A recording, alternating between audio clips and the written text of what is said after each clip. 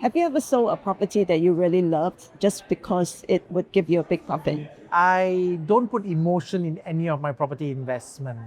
Saving money to buy a dream home is not the right thing. We come to a realization.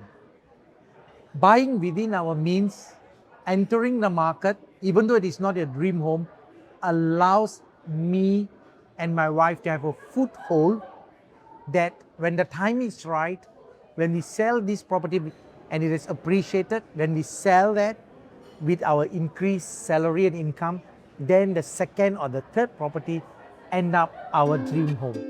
In 1996, Ismail Gafoor and his wife founded Norris Consultants, a small property agency. By 2000, they had partnered other property agencies to create PropNex. Over time, PropNex grew to become Singapore's largest real estate company. To celebrate its 25th anniversary, Mr. Gafoor is launching his autobiography, I Am Not Good Enough. I'm Sumiko from the Straits Times. Over lunch at Kulina in Dempsey, the former army officer shares why he chose that title for his book. He also reveals some insider tips on buying and selling your house.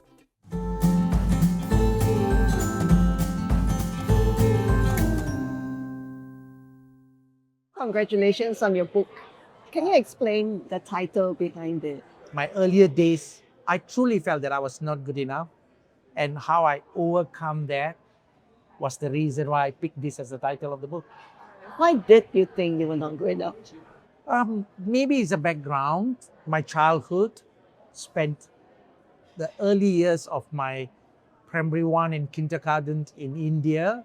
Though I was born in Singapore, my dad felt that maybe he may not be able to make it in Singapore. He decided to pack the whole family and we traveled back to India. I didn't do well in my academic, but I failed my second language Tamil.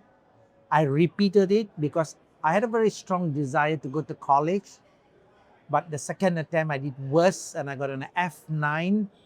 Then it dawned on me that maybe I am not as good as I desire to be. Do you think that has goaded you to become a success? Yes, certainly. Even though I felt that I may not be good enough, it was my personality that I want to win. The turning point was truly when I come to realize that even though I may not have the same background as in terms of education, but I'm gifted in my own ways, that what I was exposed to, from delivering newspapers to cutting coconuts in my father's shop and managing his business while he was away. And therefore, with all this experience, then I felt that, hey, actually I'm good enough. You were in the army for a long time. How did it help in your business later? So as I grew up in the military as an officer and took up higher appointments as an operation officer of a battalion, you literally take charge of the entire battalion's training, curriculum, planning, and so on. So I think it is a huge value add to my early years. So you were born in 1963. Yes. And do you think younger people now will have a harder journey in terms of property investment? To an extent, I will agree, because of the policies then were less restrictive. People could own multiple properties without being subjected to ABSD. For example, a landed property in the late 80s or early 90s will cost $500,000.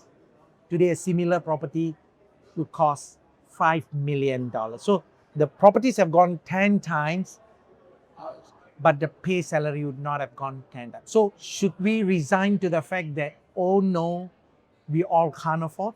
So there are still opportunities, but I think it needs much more planning ahead. But I would encourage everyone, don't stretch beyond your means, because life is not about owning a property. Life is about living in a balanced lifestyle, but not forgetting that at retirement, you want to have a property that is appreciated well enough that we can right size and yet unlock that money to live happily. Have you ever sold a property that you really loved just because it would give you a big profit? Oh, okay. I don't put emotion in any of my property investment. Saving money to buy a dream home is not the right thing. We come to a realization. Buying within our means, entering the market, even though it is not a dream home, allows me and my wife to have a foothold that when the time is right, when we sell this property and it is appreciated, when we sell that with our increased salary and income, then the second or the third property end up our dream home. Could you share with us what are the top 3 mistakes a home buyer should avoid?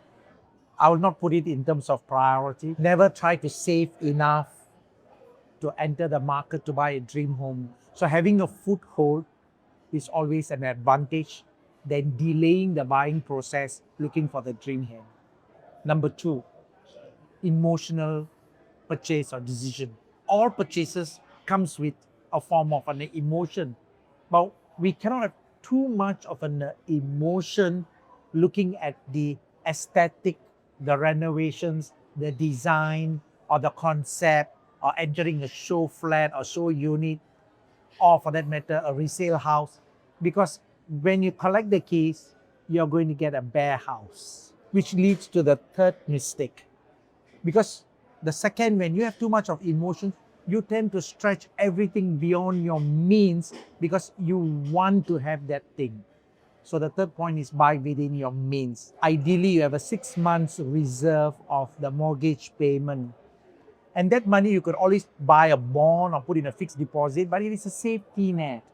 Because when you have that reserve, you don't feel your life is being enslaved to the property. What about top 3 mistakes to avoid for sellers? Before you sell, you must be clear of your replacement home or a roof over your head. Sometimes we get carried away because we think the market is so good, everything is going up. Fine, you can sell, but don't ever make a selling decision without being clear what is the next plan or option that you have. Number 2, it again goes back to data and research, because when you put your property too high a price, you're not going to sell it. In fact, your property become overexposed that people may come and see your property but buy other properties that are rightly priced. By the time you sell your property and then you adjust your price down, and the property that you want to buy, a bigger property, has also appreciated. Neither should you underprice. The third point here is this: don't underestimate the value proposition of a professional salesperson. I want to say a professional agent can make a huge difference. A professional agent who has got a data will be able to tell you something nobody has. He can plan that you don't end up homeless in a transition. But if you can do it on your own, I respect that.